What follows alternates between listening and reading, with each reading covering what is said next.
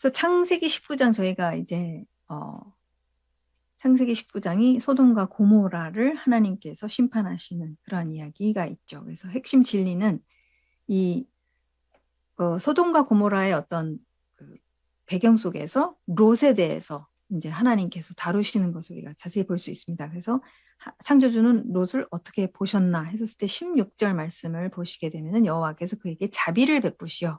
그래서 하나님께서는 롯이 어떻든 간에 이 자비를 베푸신다는 것을 우리가 알 수가 있고요. 그 다음에 이제 또 아브라함과의 언약의 롯이 연결되어 있기 때문에 어쨌든 아브라함의 그 조카이고 그 다음에 또 아브라함과 함께 이 여정을 시작했던 사람이기 때문에 어쨌든 이 연결고리가 있기 때문에 롯의 선택, 그러니까 하나님에 대해서는 어떤 롯의 선택이 아니라 하나님께서 일단 이 자비를 베푸시는 것에 대해서는 선택하고 계시다라는 것을 우리가 알 수 있고, 특별히 29절에 보면은 하나님께서 아브라함을 기억하시고 아브라함이 기도를 했죠. 기도를 롯을 염두에 두고 기도를 하고 하나님께서 그것에 대해서 또 아셨고, 그래서 아브라함을 기억하시면서 이 멸망하시는 이 심판이 임하는 와중에 롯을 내보내셨더라라는 것을 하나님께서 기록하고 계십니다. 그래서 이 의에 대한 거 저희가 사도 베드로가 어떻게 썼는지 의로운 롯이라고 그랬었을 때 좀 쇼킹했다고 지난번에 살펴보았죠. 그러나 하나님의 입장에서는 정말 이 의에 대해서 정말 알고자 했던 어떤 부분이 있기는 있는데,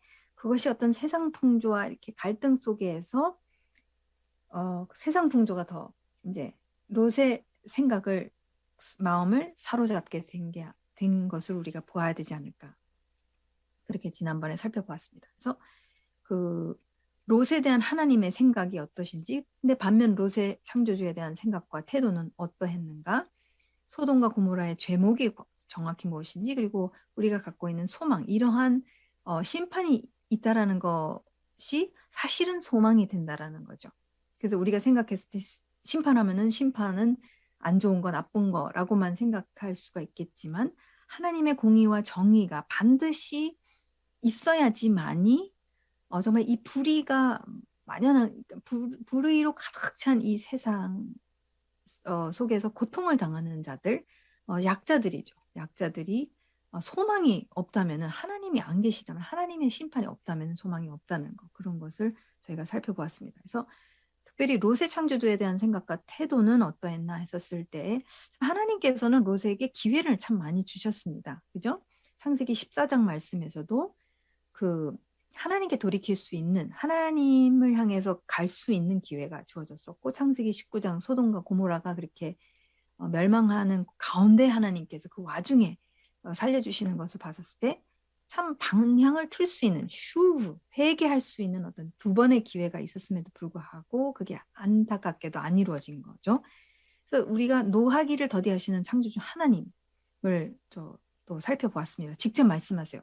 그러니까 19장 말씀을 보게 되면 하나님이 이제 이게 복수형으로 나오다가 천사들, 사람들로 이렇게 나오다가 그가 단수형으로 나오는 것을 우리가 봤었을 때, 하나님이 직접적으로 롯과 이렇게 만나 주시고 1대1로 이렇게 대면해 주시는 그런 모습도 저희가 볼 수가 있어요. 그만큼 하나님께로 돌아오도록 기회를 주시고 또 주시는 그런 모습을 저희가 볼 수가 있죠.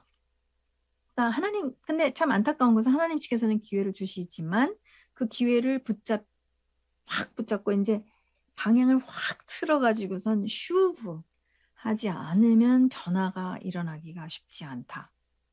거의 기회가 이제 더 이상 안 주어지는, 그러니까 아무리 기회가 주어져도 더 이상 이게 안 틀어지니까, 방향이 틀어지지가 않기 때문에 참 그런 기회가 결국은 없어지는 것이 아닌가. 있음에도 불구하고 잡지를 못하기 때문에. 그래서 롯은 의의 길에 대해서 알고 있었으나 지식에 불과하고 이 삶과 생각의 변화는 없다라는 것을 우리가 볼 수가 있어요. 말씀을 통해서. 그러니까 하나님에 대한 관심이 있었어도, 어떤 의에 대한 내면적으로는 어떤 갈망함이 있었어도, 세상 풍조와 그 가치관에 더 큰 관심, 세상 풍조가 더욱더 강하게 우리의 모든 이 안목, 우리의 시력, 이걸 사로잡고 있다면, 우리가 주목하는 것이 딱 세상 풍조가 되어버린다면 굉장히 이게 어렵다라는 것을 실질적으로 우리가 롯을 통해서 볼 수가 있습니다. 그 다음에 이제 소돔과 고모라의 정확한 죄목이 무엇이냐 했었을 때에 이제 창세기 19장 말씀을 보게 되면 성적으로 타락했다는 것을 우리가 볼 수가 있지만 그 더 근본적인 무엇이 성적 타락을 일으키는가 했었을 때 저희가 지난번에 우상 숭배가 시작점이 된다는 것을 자세하게 살펴보았습니다. 그래서 하나님께서는 이 우상 숭배에 대해서 굉장히 강하게 안 된다. 이것은 우상 숭배로 가기 시작하면 이 정체성의 훼손, 이 창조주의 형상대로 지으심을 받은 우리의 정체성이 완전히 훼손되기 때문에 왜 하나님의 얼굴 앞에 무엇을 둔다라는 것. 그러면 그것이 마치 나라고 생각하고 그것이 반영되었을 때 그렇게 살기 시작하고 굉장히 위험하다는 것이죠. 안 된다라는 것이죠. 그래서 그 다음에 이제 인간의 존엄성이 파손되기 시작하고 동물보다 못한 어떤 그런 가치 기준으로 막 이제 타락하기 시작하고 그 다음에 사람이 물건으로 취급되어지기 시작하고 거기에 이제 성적 타락이 같이 이제 나타나기 시작하죠. 부정부패, 사회 불의, 고통, 말도 못한 고통이 이제 가해지는 것을 역사적으로 볼 수가 있습니다. 그래서 이 하나님께서 이제 가장 문제시하는 것은 하나님께서 사람을 하나님의 형상으로 지으셔서 그 인간의 존엄성을 하나님께서 굉장히 중요하게 핵심이죠.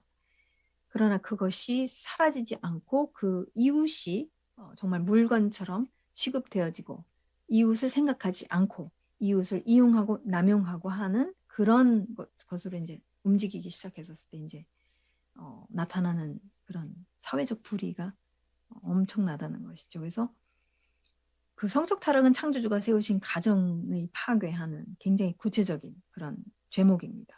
그렇죠? 그래서 오늘날 충분히 볼 수가 있습니다. 너무 확실하게 이제 나타나고 드러나고 있는 것, 그냥 완전히 대낮에 그냥 드러나고 있는 것들을 우리가 볼 수가 있죠. 그러니까 건질 것이 아무것도 없기 때문에 어떻게 할 수가 없는, 그러니까 10명의 의인조차 없는 건질 것이 없고 이것은 그냥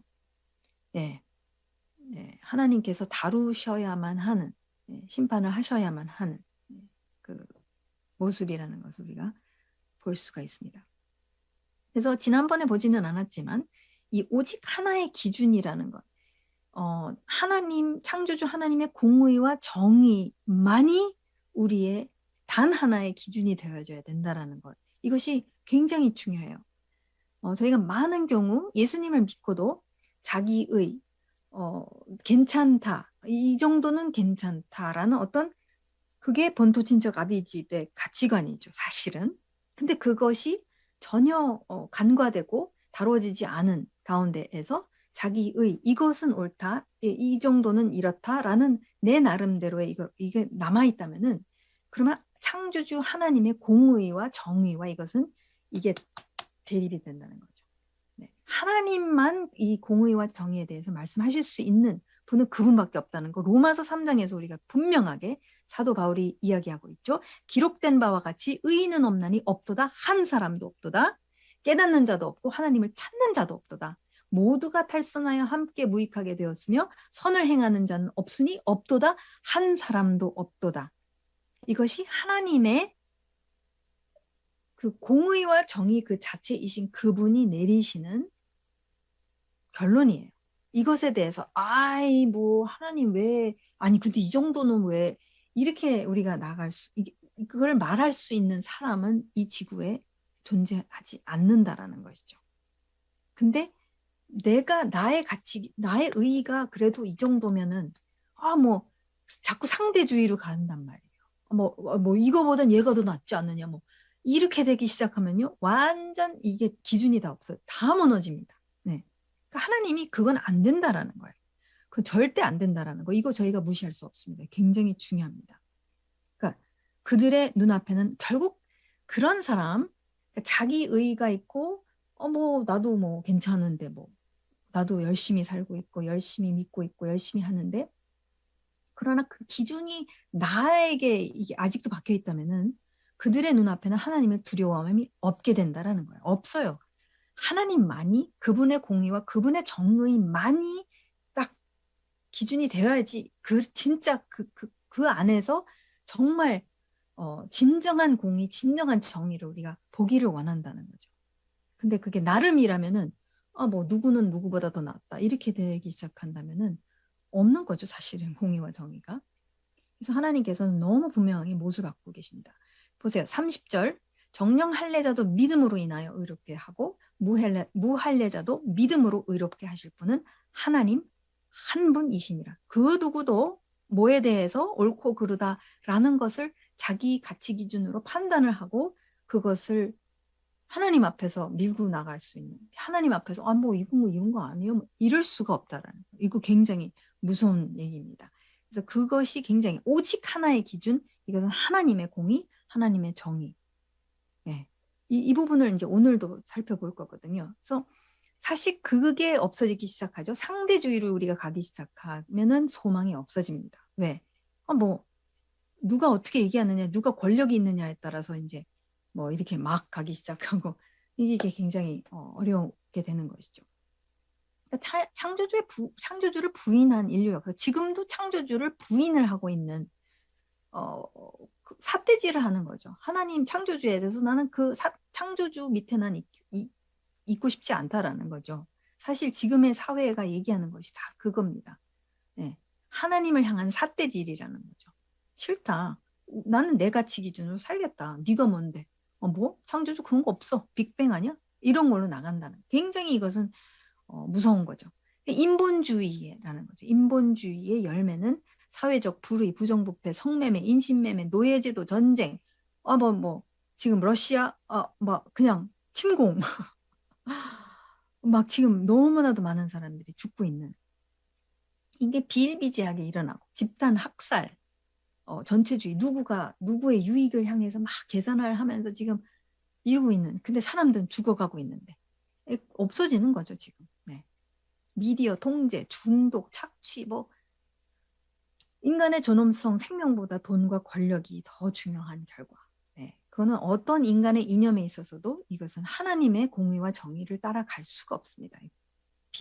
비교할 수가 없죠. 네. 그래서 우리 유일한 소망은 창조주 하나님의 공의와 정의가 우리를 통해서 나타나야만 한다라는 것이 가장 중요한 것이죠. 그리고 이 부르짖음을 들으신다는 거예요. 기억하신다는 거, 응답하신다는 거, 이것을 다루신다는 거죠. 절대로 이것이 그냥 지나쳐지지 않는다라는 거, 다 까벌려진다라는 거죠. 네. 그게 소망입니다. 지금 묻혀있는 것들, 지금은 막 페이크 뉴스에 막 묻혀져 있고 막 팩트가 뭐가 팩트인지도 모르고 막 그냥 막 이루고 있는 가운데에서 하나님은 다 들춰내실 거라는 거. 빛 가운데 그 어느 것도 숨겨질 수가 없다라는 거. 굉장히 무서운 거죠, 사실은. 네. 그런 두려움으로 이제 우리가 살아야 되는 것은 너무 합당하고 마땅합니다. 그래서 유다서에서 보면은 소돔과 고모라 영원한 불의 형벌을 받음으로 한 본보기가 되었느니라. 이게 끝이 있다라는 거, 하나님은 반드시 다루신다라는 거. 그것을 저희가 보았고요. 자,